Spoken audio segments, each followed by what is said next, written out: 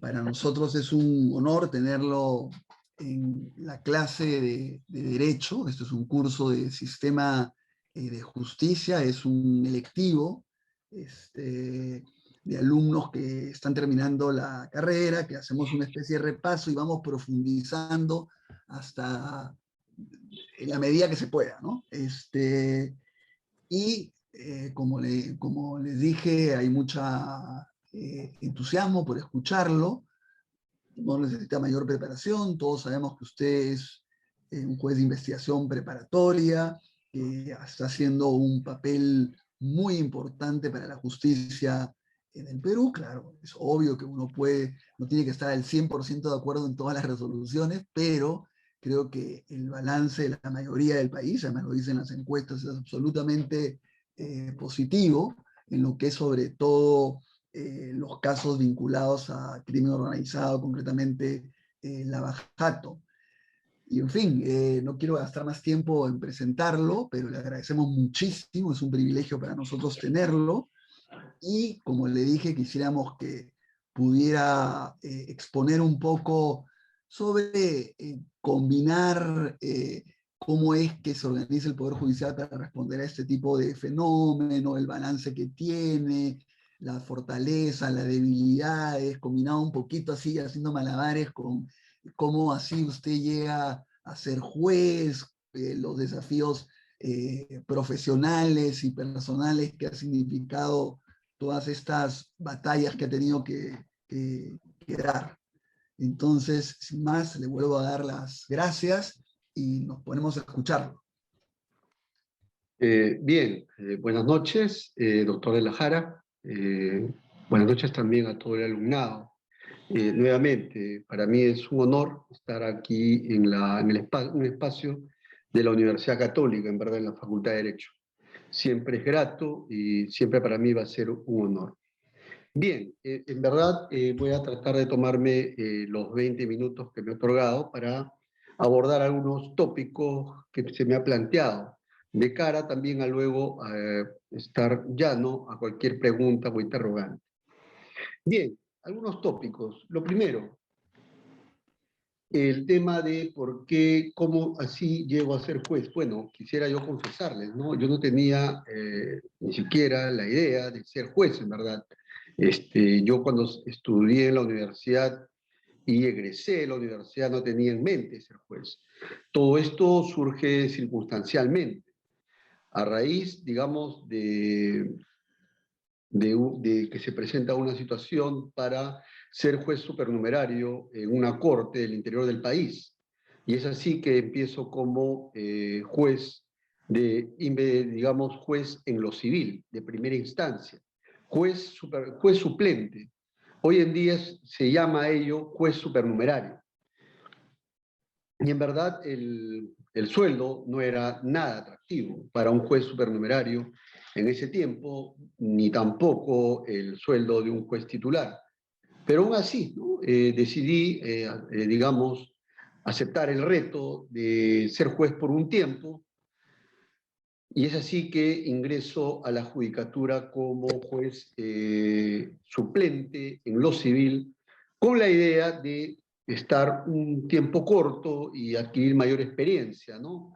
En el campo jurisdiccional, no con la idea en verdad de quedarme.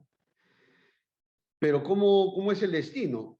El destino a veces nos lleva por lugares que a veces se van presentando, y ahí en la Corte Superior de Junín primero empiezo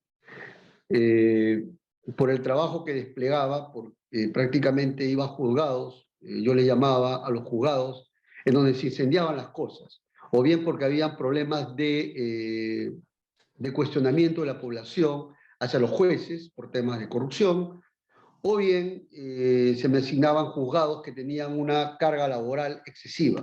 Entonces, era como un juez bombero en ese tiempo, ¿no? Que iba, digamos, a esos juzgados. Y es así que comienzo a hacer una suerte de peregrinaje por diversas localidades de Junín.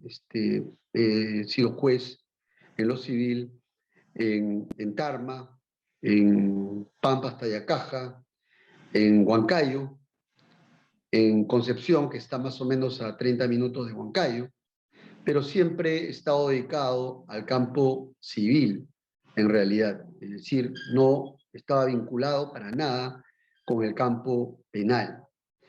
Eh, y es así, ¿no? Que se presenta la circunstancia en la cual, bueno, me dejé llevar y así pues lo que parecía una aventura comenzó a prolongarse, ¿no? En el tiempo, porque de pronto, y es así que he llegado incluso a un juzgado en Oxapampa, donde ya pues, en ese tiempo yo me acuerdo para Oxapampa, por ejemplo, de Selva Central de la Merced eran pues alrededor de 8 horas y era de difícil acceso.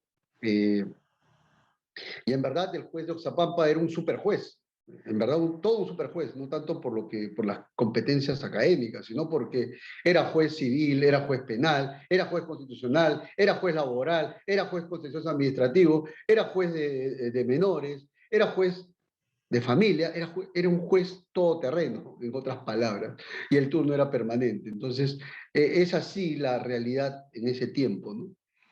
Bueno, luego se presenta la oportunidad de irme bueno, ya iba a terminar mi estancia como juez, y bueno,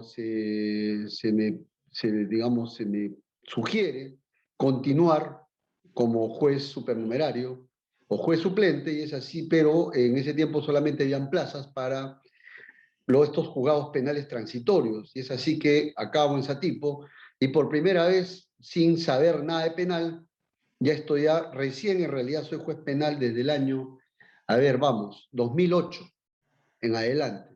O sea, yo antes estaba más vinculado al campo civil en la actividad privada y luego como juez civil. Pero luego recién, en serio, comienzo en el campo penal en el año 2008 sin tener en verdad ninguna experiencia en penal. Y es así como, digamos, aterrizo en Satipo como juez penal. Y bueno, ser juez en penal en Satipo no era, tampoco ha sido, era algo nuevo para mí. La manera de encarar las instituciones jurídicas era totalmente distinta. Eh, la manera de redactar las sentencias o de ver los casos también era totalmente distinto. Y así, pues es que asumo el reto de ser juez penal en Satipo, más o menos corriendo el año 2008 hasta el 2010, ¿no? En que, bueno, decido postular al final a una plaza titular como juez penal del Santa, ¿no? Y es así que recién termino siendo nombrado, el año 2010, como juez penal del Santa, en el año 2010. Bueno, y bueno, luego en el Santa estuve prácticamente como juez penal, viendo Código de Procedimientos Penales 2010-2011, hasta que la Corte Superior de Justicia, entiendo por el trabajo que desplegaba, el juzgado que se me asigna también, era harto complicado, ¿no? Era harto complicado porque llegué a un juzgado donde estaban los casos muy bien difíciles, en verdad. Eran los casos picantes que nadie quería ver, en realidad. Y bueno, sí, yo asumí el reto de llevar esos casos y de llevarlos de mejor manera, porque siempre para mí la judicatura siempre significó a mí como una suerte de apostolado, en donde tan solo traté de dar lo mejor de mí y siempre tratando de hacerlo de la manera más correcta. A pesar de que el ambiente, la atmósfera, lamentablemente, no era así. No era así. No pretendo hablar mal de nadie, en verdad, pero creo que no podemos desconocer los problemas de corrupción por los que siempre ha atravesado el Poder Judicial. O sea, no, eso no podemos taparlo con un dedo, ¿no? Y la corrupción era, pues, se presentaba en diversos niveles, ¿no? Pero siempre que decidí, desde el primer día en que decidí ser juez, siempre me había prometido a mí mismo, ¿no? O sea, así el cargo me dure un día, una semana, no sé qué tiempo, siempre traté de dar lo mejor de mí y hacerlo siempre de la manera más correcta posible, sin interferencia alguna, y desempeñar mi trabajo con total autonomía e independencia. Ese siempre fue mi lema, pesar que me causó, en verdad, muchos problemas, en verdad, en el trajín. Es cierto que podría haber dictado, como dijo el doctor de la Jara, algunas decisiones que no necesariamente uno puede compartir con dichas decisiones, pero es parte, ¿no?, del quehacer jurisdiccional, ¿no? Eso es lo saludable del sistema jurisdiccional. ¿Por qué? Si uno está de acuerdo, esto ocurre, yo siempre hablo de varios niveles, ¿no? Un primer nivel es frente a las partes, ¿no? Si las partes no están de acuerdo, pueden apelarlo. Pero también existe la opinión pública, ¿no?, que puede estar de acuerdo, un sector puede estar de acuerdo con tus decisiones, pero otro sector puede no estar de acuerdo, y eso es bueno, más bien, para el juez. Obviamente que al principio esa situación un poco que me afectaba, ¿no? Pero luego,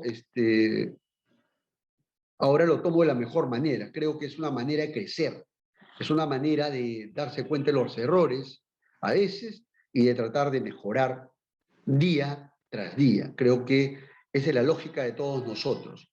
Siempre, claro está, manteniendo la inspiración, la chispa de la vida que siempre le llamo, pero también manteniendo la disciplina en lo que uno hace, ¿no? Eso un poco que siempre me ha motivado, o sea, siempre asumiendo retos. En Satipo los retos eran ver casos de narcotráfico, y vaya que era un poco complicado allá, y ver casos ya de alcaldes que nadie se atrevía a tocar en realidad en esa zona, ¿no? Y es así pues que comencé a dictar decisiones que, bueno, traté de ser lo más imparcial posible y de que a mi criterio consideraba de que si había que imponer una medida dura, la imponía, y si no había que imponerla, también hacía lo contrario, ¿no? Y siempre evitando o rechazando cualquier tipo de interferencia que pudiera existir en el cargo. Bueno, luego llegó a Chimbote y al año nomás me nombran pues para ver casos de corrupción del Santa. Y allí me encuentro con dos casos, me acuerdo muy bien.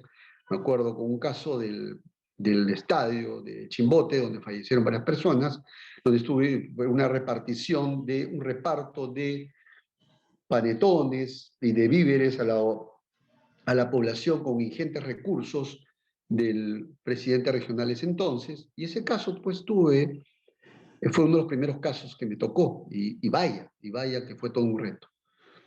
Y así como ese tuve muchos casos, en verdad.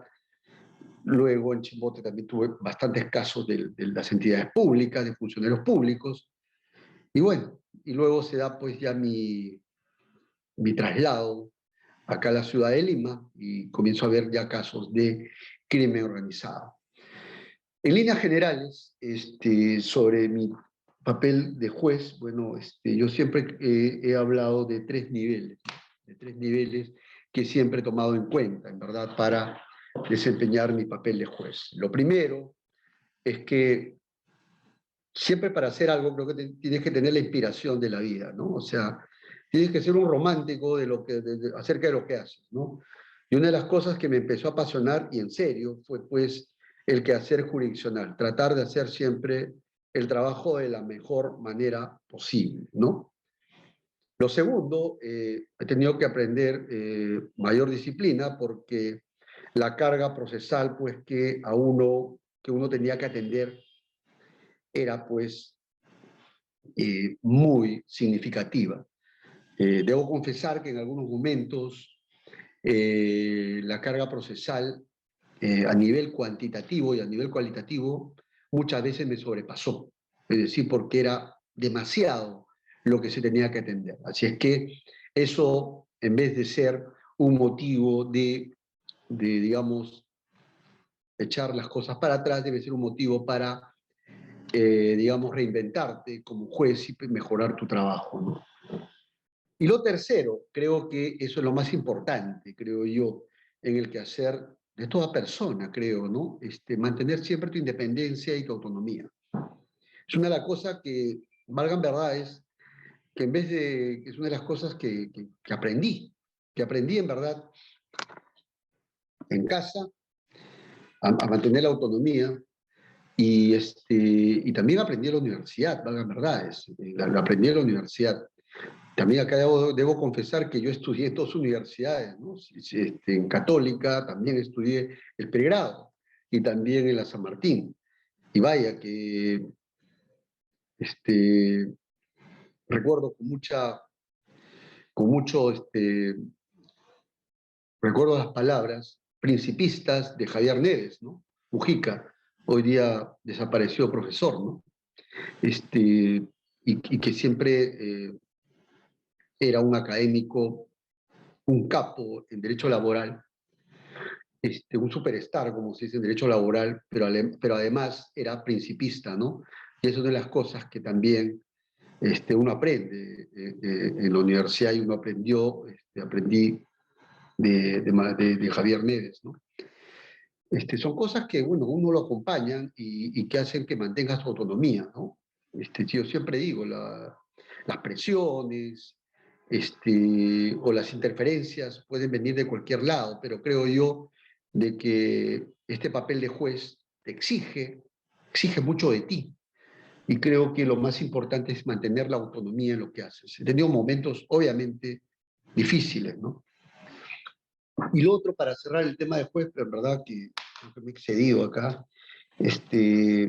sí, yo he tenido muchas críticas y bienvenidas las críticas.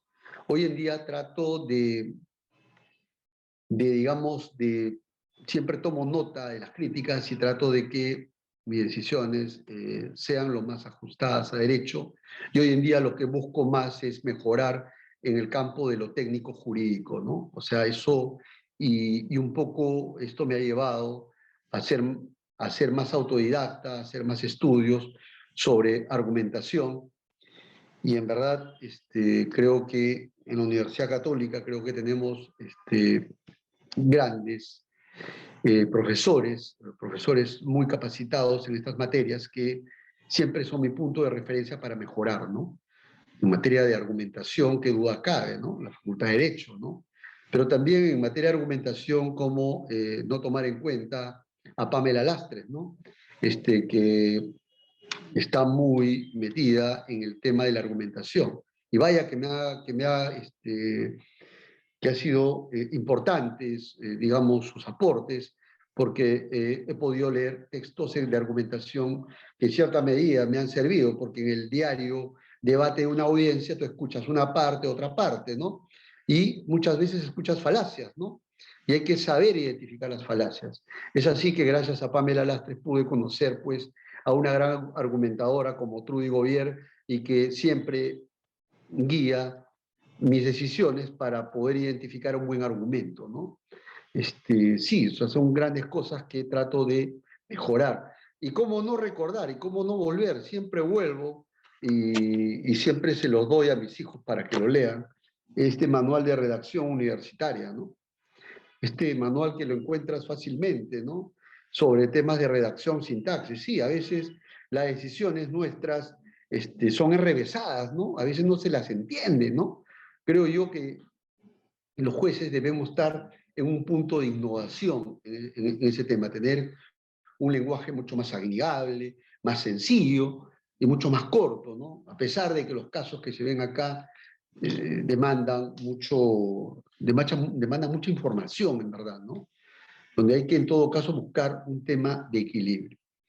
Bien, esto un poco en líneas generales, o sea, sí, de verdad, yo a veces a veces me dicen, hay veces en que antes yo creo que exageraba, ¿ya?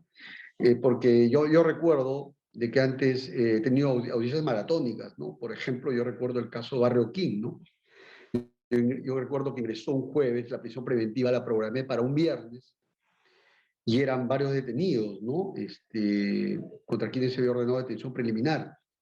Y eran como 25 a 30 investigados, 40, y en ese tiempo eh, éramos muy escrupulosos con los plazos, ¿no?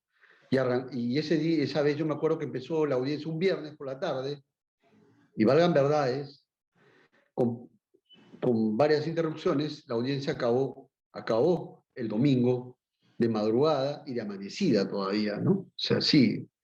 A veces me decían, oye, ¿cómo haces para soportar tanto, no? Yo creo que parte se debe a la inspiración, ¿no? Y además, bueno, en ese tiempo hacía deporte también, ¿no? Hacía bastante deporte, creo que eso es bueno también para la formación de uno. Sí, son cosas que de una u otra manera hacen de que tu pasión por lo que haces te desborde a veces. Y a veces no midas los tiempos o digamos, por el afán de hacer mejor el trabajo, te vayas de largo, ¿no? Bien, el otro punto, si todavía no cumplo mis 20 minutos, doctor Ernesto de la Jara, no sé cuánto tiempo voy para No, abordar rápidamente el otro no punto. lo cumple, doctor, y tómese el tiempo que desee, de verdad, pero todavía está en su tiempo, claro. Sí. Ya, entonces, no tengo ningún problema, doctor de la Jara. Lo que también me interesaría también tener el espacio, como usted suele hacer en sus clases, que son enriquecedoras de las preguntas y respuestas. Bien, Claro, sí. lo segundo, sobre el tema del crimen organizado, digamos, cómo enfrentar estos casos de criminalidad organizada. Bueno, yo les confieso, yo llegué a la Corte, a la ex Sala Penal Nacional, el año 2014. En ese tiempo se llamaba Sala Penal Nacional, y solamente existía la Sala Penal Nacional, no había la otra corte.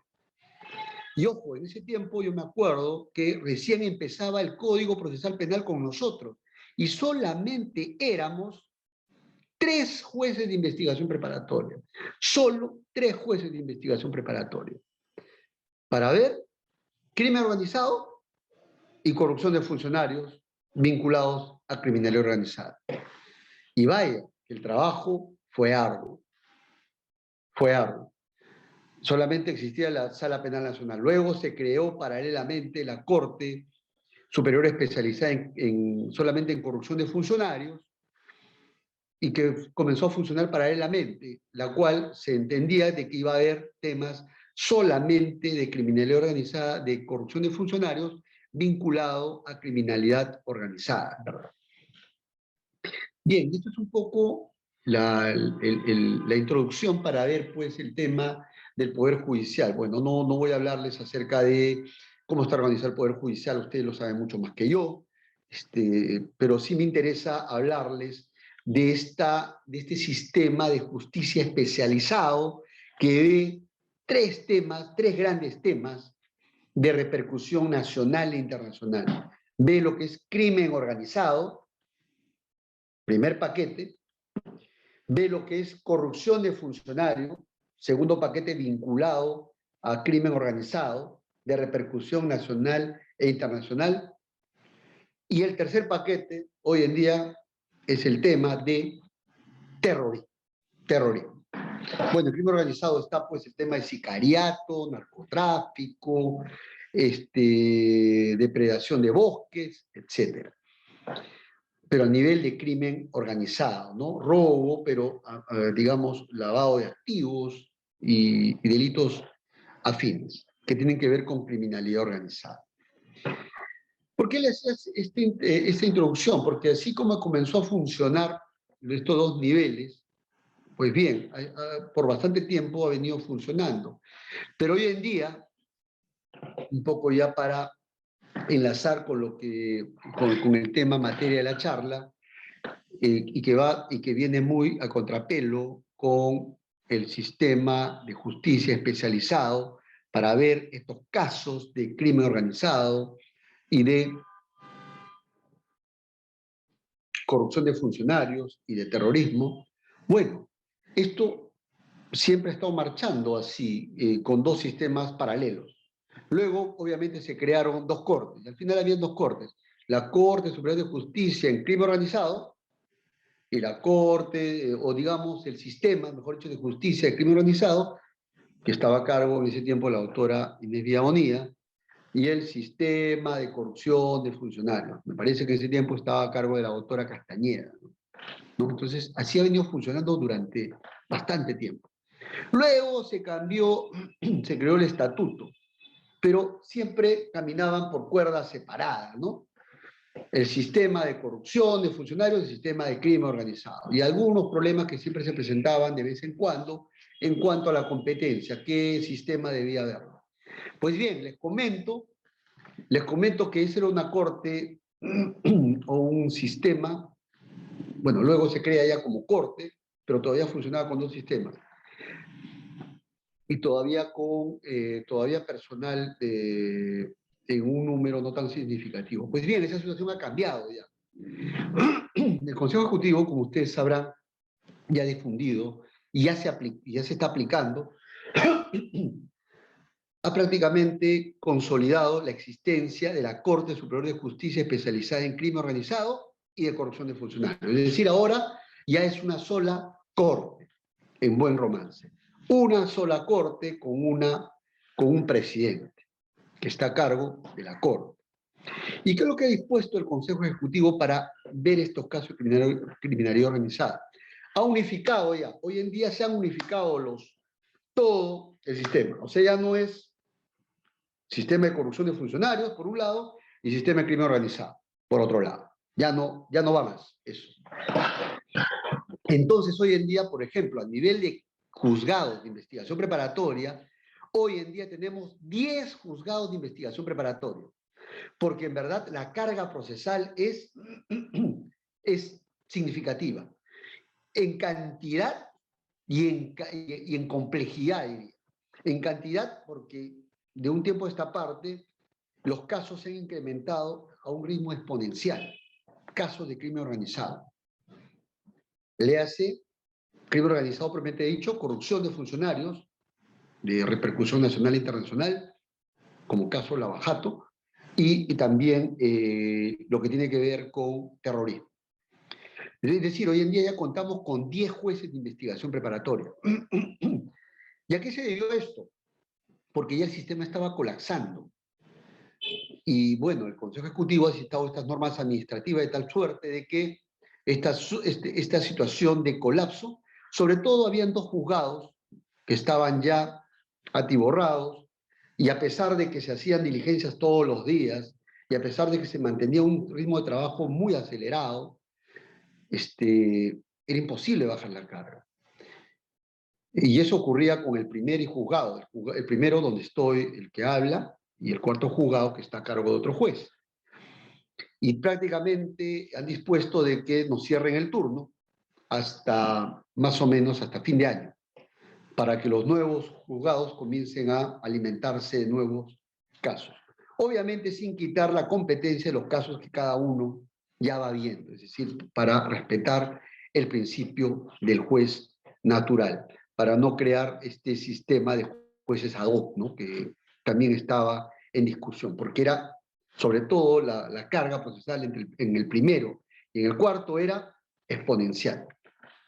Es por eso que nos han cerrado el turno. Pero hoy en día, luego de eso, al final los 10 jueces de investigación preparatoria, al día de hoy, van a ver, ya solamente tú ves este caso y el otro juez ve otros casos. No, ahora se puede ver cualquier caso. Solamente lo único que va a determinar que un juez conozca un caso va a ser el sistema aleatorio y el sistema, digamos, del turno, ¿no? Entonces, eso es lo que va a regir de aquí en adelante, ¿no? Entonces, esa es la manera en la cual el sistema, el Poder Judicial, como se había producido pues en varios casos que no avanzaban, básicamente por el tema de carga procesal, sobre todo de dos juzgados que soportaban una carga procesal significativa, es que se han dictado estas medidas administrativas de urgencia, ¿no? Porque aquí el trabajo en verdad es bastante significativo. Y es así que, bueno, ya tenemos 10 juzgados de investigación preparatoria, el número de jueces, de juzgados, de colegiados y de unipersonales también ha aumentado, y también las salas que van a haber en apelación también han aumentado. Y para darles un ejemplo, he tenido casos de un solo incidente de una prisión preventiva de 3 imputados, solamente 3, 127 tomos. 127 tomos. Otro caso de una comparecencia con restricciones, con impedimento de salida del país, ocurre de que iba por un número similar, 127 tomos, digamos también en unas cifras similares. Y así los casos que vemos acá no son pues de una pequeña carpeta fiscal o pocos elementos, sino son de una cantidad significativa de elementos de convicción que se ventilan, ¿no? Bien, esa es la manera, pues, en que esta Corte, hoy, al día de hoy, está tratando de responder para atender con mayor eficiencia estos casos, que son nuevos retos frente a la administración de justicia, porque lo que demanda al final el justiciable es que haya justicia pronto, haya justicia con arreglo a derecho y respetando el debido proceso. Sí, es lo que ahora es el ideal. Bueno, personalmente yo siempre digo que cada vez que existen críticas, creo que esa es una oportunidad para crecer, ¿no? Para crecer en el plano profesional y en el plano académico, ¿no? Que es lo que hoy en día más me interesa, ¿no? Hay veces que, digamos, hay que dictar la decisión en el momento, ¿no? Pero hay otros momentos en el cual hay que diferir las decisiones para más adelante, uno, por la cantidad de información que existe en un caso, y también por la meditación que a veces se requiere, ¿no? Porque a veces uno no puede responder en automático a temas complejos que presentan las partes. Y vaya que las partes suelen presentar temas muy complejos y que eso pues no lo vas a hacer en automático.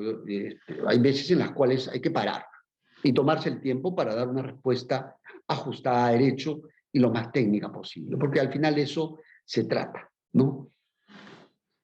Sí, pues, en resumen, entiendo de que así como la Fiscalía, el Ministerio Público, cuenta con fiscalías especializadas que ven determinados asuntos, el Poder Judicial, por lo menos, ya ha dictado medidas de cara a hacer frente ya a todos estos casos.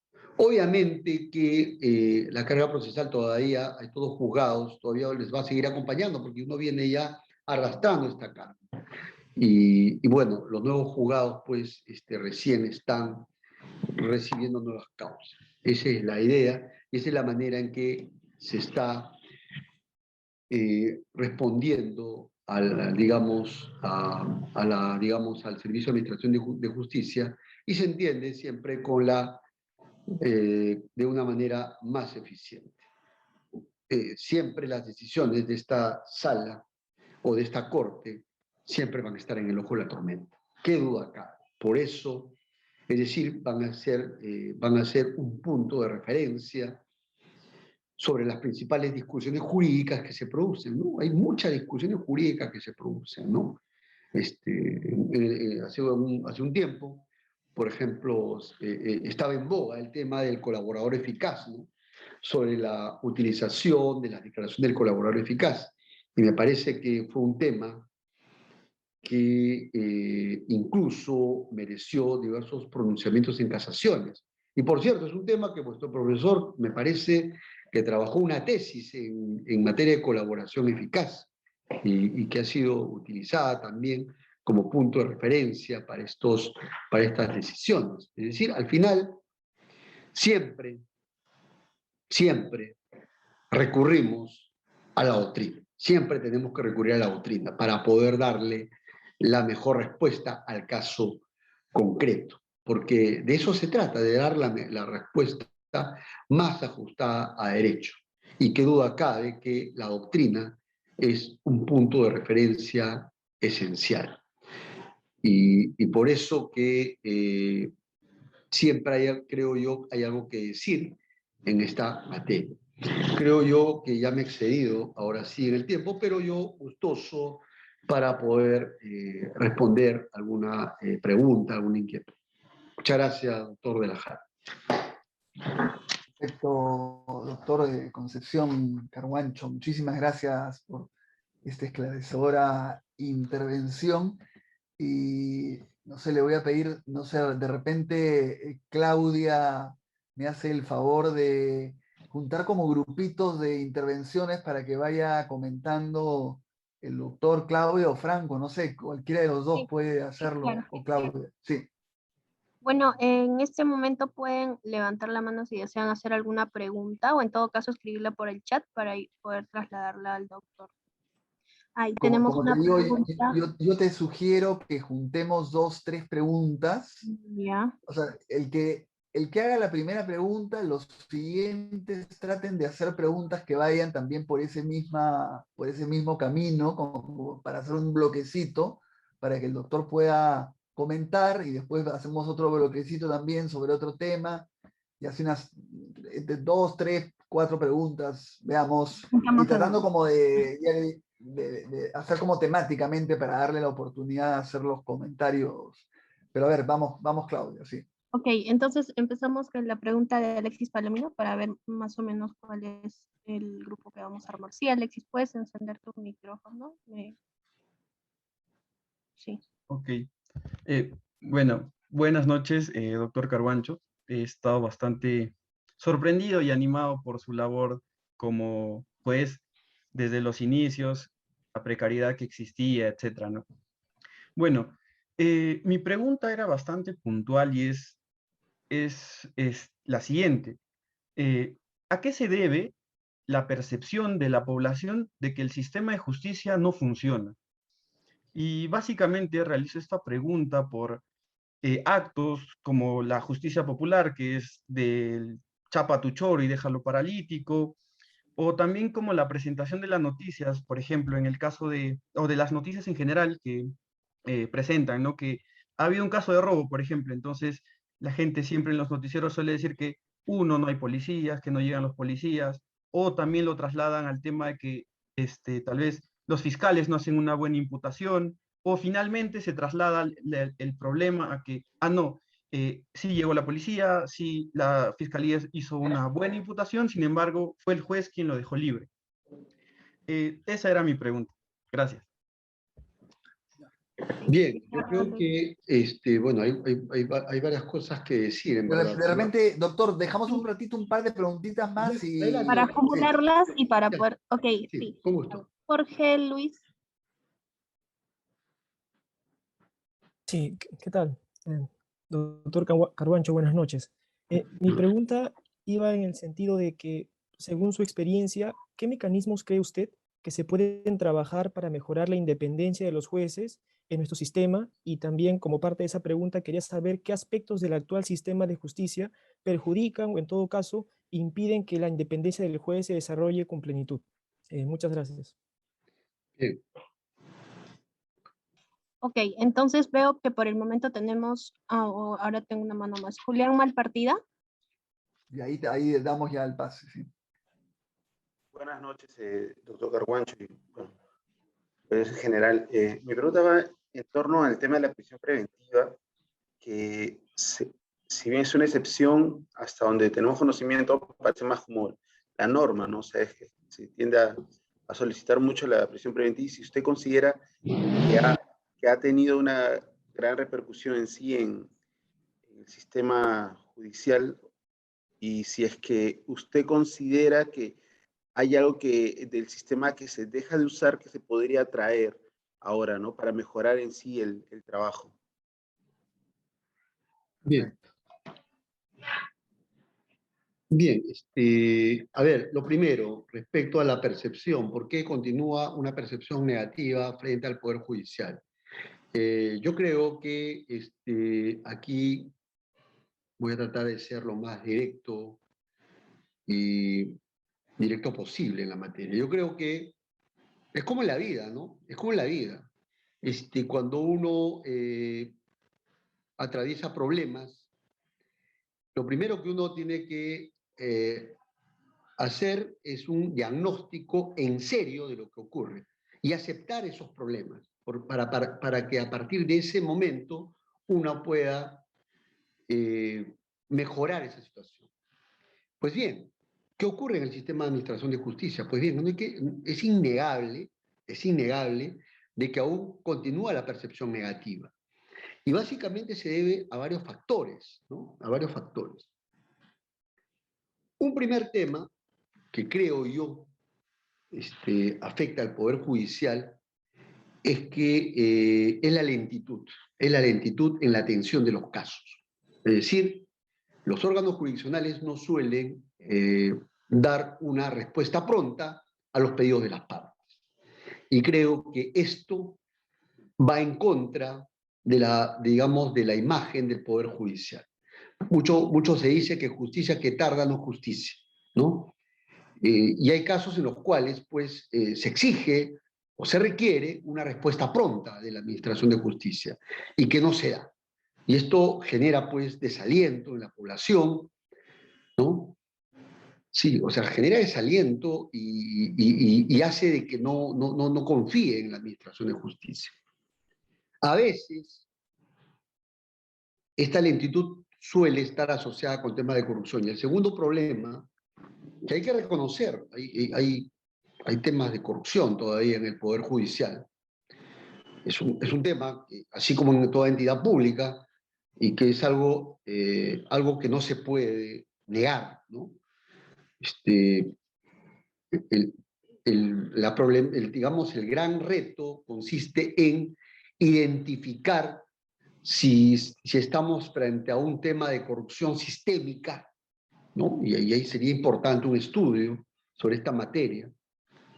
Si el problema de la corrupción acá en el sistema, en el aparato de justicia, es un tema de corrupción sistémica, o simplemente estamos hablando de bolsones de corrupción, es decir, en determinados lugares donde digamos, puede ubicarse estos casos de corrupción, estos bolsones de corrupción. O si estamos frente a un tema de clientelaje judicial, es decir, de tan solo buscar, como se dice en sencillo, las argollas para ser favorecido, ¿no? Puede llamársele de distinto modo, ¿no? Al tema de las argollas, ¿no? A tratar de influenciar, ¿no? Sobre los magistrados, sea por cuestiones económicas o por otras motivaciones, ¿no? Evidentemente que el tema de la corrupción es un tema que también tiene que ver con las debilidades. Y lo otro, yo creo que a veces no se da la respuesta adecuada, ¿no? Ese es otro tema, ¿no? Ese es otro tema que no se da la respuesta adecuada, ¿no? Hay una pobre investigación y bueno, eso es parte de hacer pues las cosas por hacerlas, no por cumplir, ¿no? Cuando creo que debe, en esta noble misión de administrar justicia, debe haber mística, ¿no? Para hacer las cosas, ¿no? A veces trabajamos mecánicamente, ¿no? Y creo que esa no es la idea, ¿no? Hay que darse cuenta de que cada caso es un drama humano, al margen de todo, ¿no? Es un drama humano de diversa naturaleza. Y creo yo que cuando no se da la atención debida, la atención adecuada, la respuesta adecuada, pues la gente ya no va a sentirse muy incentivado de acudir al sistema de justicia, en verdad, ¿no? Entonces, son diagnósticos que de primera impresión uno puede advertir. Y otro tema que tiene que ver es con, vamos, los cuadros que van no son los mejores, ¿no? Es otro problema, ¿no? A veces uno quiere implementar un sistema de trabajo, pero cuando no tienes todo un equipo que acompaña, digamos, el ritmo de trabajo que le se hace imprimir, un poco complicado, ¿no? Un poco complicado, en verdad. Y eso es algo que se aprecia en el Poder Judicial en conjunto. Hay mucha gente que va tan solo a cumplir el trabajo y no trata de hacerlo de manera más eficiente, ¿no? Algo así como la actividad privada. Entonces ese es un gran problema también. Y valgan verdades, también no van los mejores cuadros, ¿no? Los mejores cuadros están pensando en otras áreas del derecho, ¿no? No sé, derecho tributario, ¿no? Entonces, lo último que se piensa es, digamos, en irse a trabajar de servidor público en una corte, ¿no? En un órgano jurisdiccional. Sí, o sea, hay mucho que decir sobre esto, ¿no? Por eso, pues, esta percepción tan negativa, ¿no? Creo yo que en la medida que se enfoquen esos problemas en serio y se admitan, creo yo podemos dar un paso adelante. El texto de Chachi Quirós de la historia de la corrupción siempre es un referente, ¿verdad?, a tener en cuenta. el tema del sistema de corrupción es un tema que ha seguido y sigue. Entonces la idea es evitar que ello no sea sistémico, en todo caso, ¿no? Así es que, sí, hay mucho por estudiar acá, a propósito de este tema, ¿no? Pero la idea, pues, es, así como uno se detecta esos temas, ir mejorando, ir tratando de buscar soluciones adecuadas a esos temas. En el tema de lentitud, poner personal más eficiente que pueda atender de manera más rápida los pedidos, ¿no? Yo les cuento 2 experiencias, nada más, para darles una idea. Dos temas, ¿no? Sobre cómo esto de la justicia no puede ser pronta, o digamos, cómo a veces, digamos, cuando no se hace un adecuado trabajo, eso termina afectando a todo el sistema. Un caso les voy a poner, ¿ya? En términos generales. Ustedes saben que hoy en día, o a raíz de la pandemia, todos enviaban los escritos a través de los correos electrónicos, pero luego ya se comenzó a crear una mesa de partes electrónica, de tal suerte que quien deseaba ingresar su escrito al sistema tenía que ingresarlo pues por esa mesa de partes electrónica. Bueno, ocurre que en una oportunidad se detecta de que hay un justiciable que comienza a reclamar de manera un poco indignada que su pedido no era atendido y que llevaba más de 4, 5, 6 meses, ¿no? Y tenía a su cargo que había mandado digamos, que había presentado su escrito por correo electrónico. Pero ¿cuál había sido el problema? Luego, cuando se evalúa el caso, ¿qué se detectó? Se detectó de que lo había enviado al correo electrónico, pero no lo había presentado por mesa de partes electrónica, lo que impidió de que ese escrito ingrese al juzgado y sea conocido. O sea, en buen romance, el juzgado ni enterado estaba de ese escrito que había presentado y que llevaba más de sus 7 meses. Bueno, ¿cómo solucionar el tema? Así, ese tema concreto.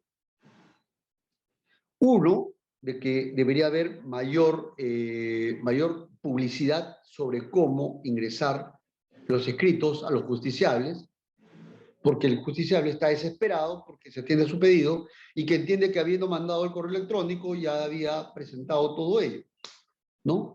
Pero por otro lado también, y aquí ya entra de parte del órgano jurisdiccional, en que debe verificar todos los correos. O sea, debe verificar todos los correos e identificar el número de escrito o el número de expediente para poder ingresarlo al sistema, al margen de que el justiciable no lo haya hecho. Y se detectó, en ese caso, de que este correo, este escrito que había sido enviado al correo, estaba durmiendo el sueño de los justos, ¿no? Entonces, eso es una llamada de atención, ¿no? O sea, fíjense, por no revisar todo, es que no se termina dando una atención pronta, ¿no? Y con justa razón a veces se reclama, ¿no? Llevo 7 meses sin mi pedido de atención, ¿no? Y es tan solo un caso, ¿no? En donde uno puede advertir ello. Bueno, no voy a dar ya el segundo caso, en todo caso, porque si no se me va a ir el tiempo, en verdad. El segundo tema tiene que ver con la independencia de los jueces, ¿no? ¿A través de qué mecanismo, no? Acá yo creo que tiene que ver con los valores con los cuales uno viene, tiene que ver con la formación, ¿no? Digamos, del juez, y también tiene que ver con la personalidad, ¿no? Con la personalidad del juez, ¿no? O de los funcionarios públicos, en todo caso.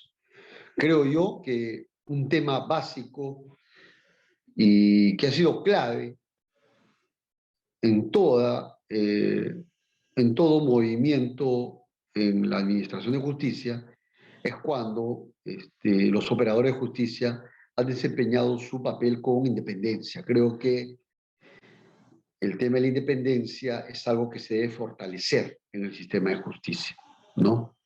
De tal suerte de que la independencia en términos generales, ¿ah? O sea, aquí no es la independencia solamente en el sentido de que yo mantengo mi posición, sino incluso si uno incluso piensa en sentido contrario al más media, pues también tiene que imponer tiene que dar su criterio. Claro, está exponiendo o justificando las razones de tu decisión, ¿no? Porque a veces el ruido político no es necesario, o el ruido de la población no necesariamente tiene que ir en sintonía con una decisión judicial, porque siempre se espera de que el sistema de justicia sea un órgano técnico que con arreglo al debido proceso dé una respuesta adecuada. Sí, ¿qué mecanismos fortalecer? Bueno, yo diría, es pensar creo yo, muy seriamente en la siguiente generación de jueces, o en la siguiente generación digamos, de personas que desean convertirse en magistrados. Creo yo que eso va a ser clave. Yo creo que es como en el fútbol, ¿no? Como en el fútbol, o sea, ir a las canteras, ¿no? O sea, por ejemplo, no soy hincha no voy a hablar de un equipo, pero cuando tenemos problemas, por ejemplo, de cuadros, no sé, en Alianza Lima, en la U o en el Cristal, ¿qué hacen los equipos? Van a las canteras, nuevamente regresan a las canteras, van nuevamente son los semilleros, a promocionar a una nueva generación que vaya con una nueva mentalidad y que tenga esa mística, sobre todo, en esta tarea de administrar justicia, ¿verdad? Yo creo que igual, o sea, yo creo que hay que apostar acá ya directamente en la siguiente generación. Sí, sin lugar a dudas, porque no hay que olvidar de que los operadores de justicia que vienen de atrás ya vienen, o sea, son operadores que ya vienen toda esta con toda esta experiencia que hemos pasado de años anteriores, ¿no? Y donde las cosas no han funcionado tan bien, ¿no? Que digamos, ¿no? Pero yo creo que para mejorar el sistema de administración de justicia en serio, creo que ya debemos pensar en la siguiente generación, ¿no? Para que esto luego se pueda traducir ya en nuevos cuadros. Creo yo que sería importante que quienes van a ser jueces deberían ya trabajar directamente con los magistrados, un poco para... Es como creo yo que se suele hacer en la medicina, ¿no? A veces los que están haciendo internados serum entran a operar con el médico principal, ¿no? Igual, o sea, los jueces que los aspirantes a jueces deberían ir a trabajar en los despachos de los jueces, ¿ya? O sea, sin lugar a dudas, esto me parece que ocurre en Europa, en Francia, si mal no recuerdo, ¿no? Sí, o sea, por un poco para que vea el día a día, ¿no? De cómo se hace el trabajo, ¿no? Y ver, pues, casos o jueces, digamos, que sean el punto de referencia en lo que atañe a la independencia. Y el tercer punto, el tema de la prisión preventiva. Creo yo que, yo siempre lo he dicho, el tema de la prisión preventiva es un tema pendular. Es un tema pendular. Hay tiempos en los cuales hay mayores decisiones en prisión preventiva y otros tiempos donde ya no se ve mucho, ¿no? O sea, eso ustedes lo pueden ver, o sea, a nivel judicial, no solamente acá en Perú, sino a nivel Latinoamérica y a nivel de Europa. Un poco que la pandemia ha hecho que cambien un poco las cosas, ¿no? Ha hecho que cambien las cosas, ¿no? Respecto a prisión preventiva, ¿no? Claro, eso no nos debe llevar a, digamos, a ir a los extremos. Creo que siempre se debe buscar un punto de equilibrio. Pero no hay que olvidar de que en delitos una cosa es trabajar con delitos comunes, en donde pues la regla debe ser como ese foco incandescente, debe ser la libertad, indudablemente, ¿no? Y solamente en casos graves habría que evaluar la aplicación de la prisión preventiva. Porque en casos graves la gente suele interferir con la administración de justicia. Esto no se predica a propósito de los sistemas especializados, ¿no? Que ven casos complejos, ¿no? En donde se ven casos de criminalidad organizada, de corrupción de funcionarios y también de terrorismo, ¿no? En donde creo que el análisis, los niveles de análisis son de otro nivel, en todo caso, ¿no? Y por cierto, siempre el tema va a ser pendular hoy en día. Ustedes han visto ya la tendencia se está notando con mayor claridad, ¿no? ¿Cuál es la tendencia en estos casos, ¿no? Hacia la prisión preventiva? Pero no solamente debe verse un grupo de procesados, sino hay que ver en general, ¿no? Porque acá porque en materia de crimen organizado, por ejemplo, se ven casos de terrorismo, de narcotráfico, de nivel nacional e internacional, y también casos de corrupción de funcionarios a nivel nacional e internacional. Crimen organizado, ¿no? En donde las supuestas organizaciones criminales penetran las instituciones públicas, ¿no? Y donde ya creo que el nivel de respuesta debe ser analizado caso por caso por el juez. O sea, hoy en día es pendular. A veces hay mayor tendencia hacia un lado, otro tiempo hay mayor tendencia hacia el otro lado. Esto se produce no solamente en Perú, sino también en Europa. Así es que el tema es pendular y ustedes lo pueden ver con toda claridad. Pueden identificar ese movimiento pendular. Sí, con eso ya respondí a las 3 preguntas. Claudia, le hacemos, doctor, no sé si podemos un último bloquecito, nos comenta Sí. y ya lo dejamos descansar, pero a ver, unas 2, 3 preguntitas, Claudia, a ver, Sí, últimas, está bien, sí, profesor. muy breves, que las haga, sí. Tenemos la intervención de Valeria Pía. Buenas noches, doctor. Bueno, en un momento usted había mencionado el desafío que representaba para los jueces el hacer alcanzable el contexto o los conceptos jurídicos de un caso particular para todos los ciudadanos, ¿no? Sobre todo si este caso cuenta con relevancia nacional. En su experiencia, ¿cuál es el mejor mecanismo para lograr eso? Bueno, Doctor, vamos a juntar otra vez ya, 3 sí, preguntas. sí, Disculpa que lo interrumpa. Ok. voy a anotarlo en todo caso. ¿Podría repetirme la pregunta, por favor, para anotarlo? Solamente la idea central había omitido para tomarlo en Sí. cuenta.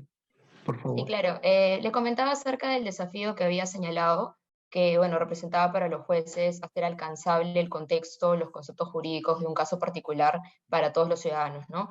Entonces, en su experiencia quería saber cuál era el mejor mecanismo, la mejor forma para lograr eso. Esa es mi pregunta. Gracias. Gracias. Gracias, Valeria. Ronnie Ruiz.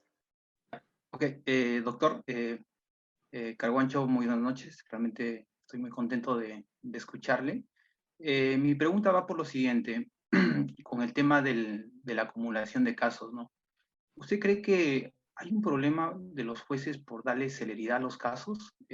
Esto es debido a que una vez yo escuché una experiencia de un juez nuevo, ¿no? Que entró y que tenía esta perspectiva que hay mucha acumulación de casos, mucha lentitud, y lo que sucedió es que él empezó a resolver los casos rápido y de repente terminó investigado.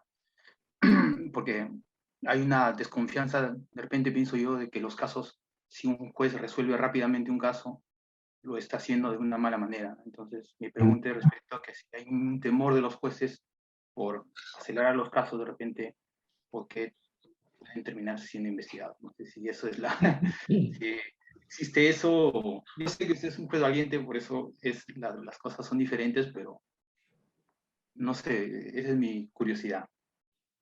Gracias. Gracias. ¿Alguien más tiene alguna pregunta?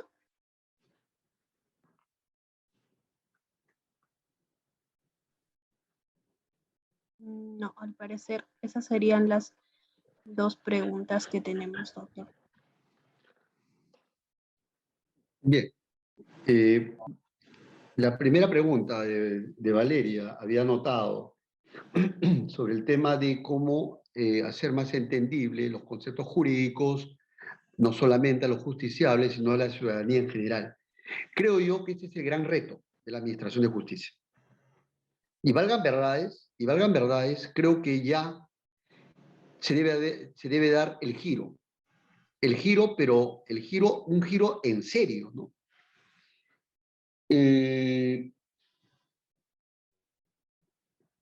Por ejemplo, las clásicas resoluciones judiciales que he tenido ocasión de ver y que solemos ver a nivel de sentencia son casos pues que que consignan muchas páginas, ¿no? Y resulta que en el relatorio nomás de los hechos del caso, por ahí te tomas tus 15 páginas, ¿no? Y en el tema del citar la base normativa, la jurisprudencia, la doctrina, te tomas 15 páginas más, ¿no? Y respecto a la fundamentación del caso en concreto, media página, ¿no? Entonces, un poco esto que no es tan seria, ¿no? La motivación, ¿no? Esto no es, esto a mi modo de ver no es motivar, ¿no? Otra idea que hay que tener en cuenta es que el lenguaje que se debe emplear para resolver los casos debe ser un lenguaje sencillo, amigable, sin oscurantismo, sin utilizar estas palabrejas jurídicas, ¿no? De los latinajos, ¿no? Porque lo que al final buscas es que la gente te entienda con claridad cuáles han sido las razones de tu decisión. Y en esa medida, creo yo que el ideal es buscar pues, que las decisiones judiciales expresen las razones en un lenguaje sencillo, directo y pulcro, tan simple como eso. Algo así como, no sé, ustedes recordarán, yo bueno, he tenido en 2 espacios, he tenido oportunidad de verlo, ¿no?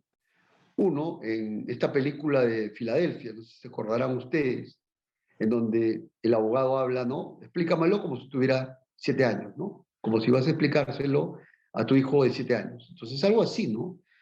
Utilizar un lenguaje lo más sencillo posible para que la gente pueda entender los justiciales, digamos, como primeros receptores, y la ciudadanía en general, para que tenga idea por qué razones ha resuelto en un sentido o en otro sentido, y que pueda extraer las razones nucleares de tu decisión.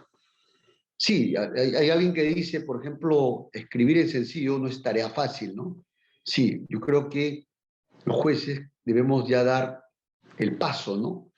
Para citar, para, digamos, resolver, digamos, con un lenguaje sencillo. Y volviendo a citar a Trudy Gobierno, o sea, con argumentos buenos, ¿no?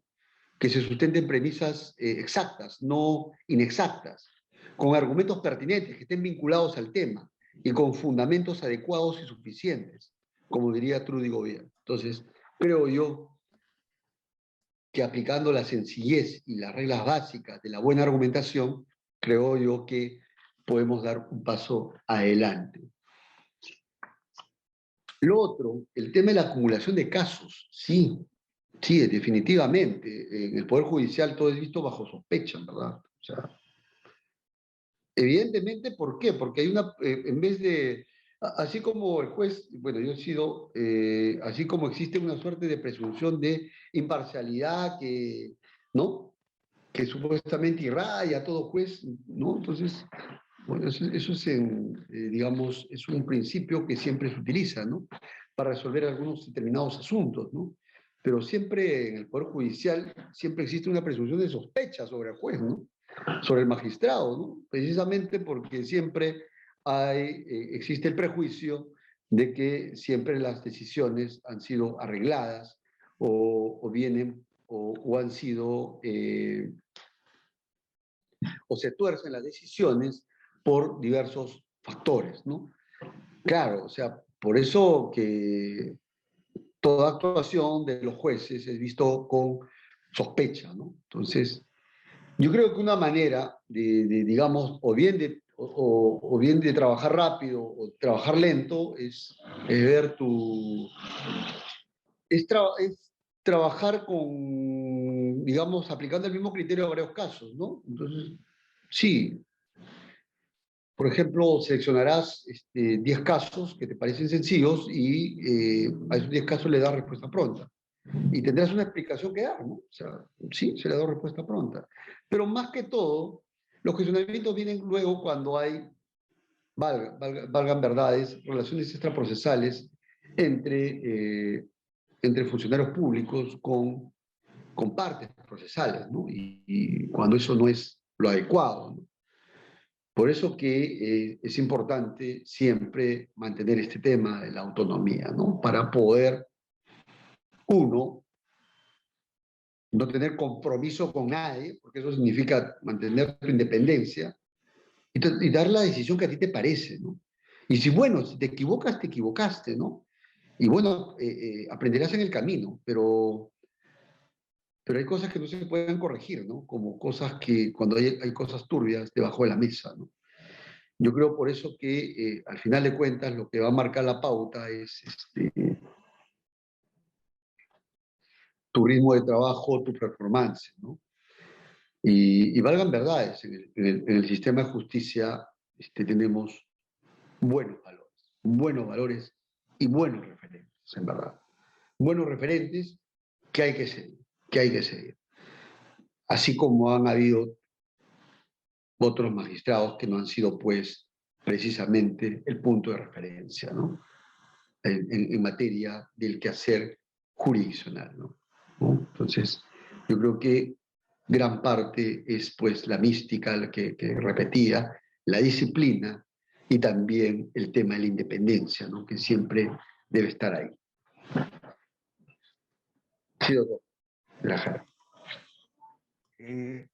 Bueno, doctor, queremos agradecerle muchísimo su exposición y luego el diálogo que ha tenido con los estudiantes.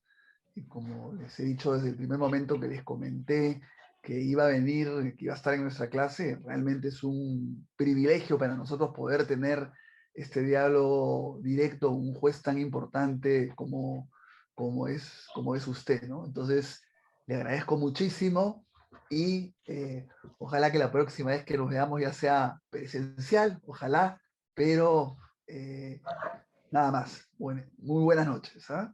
¿Sí? Muchas gracias. Nuevamente le agradezco, doctor de la Jara, la invitación y también muchas gracias por haberme dado el espacio de dirigirme a los alumnos de la Católica. Muchas gracias. Con su permiso. Gracias. ¿Ah?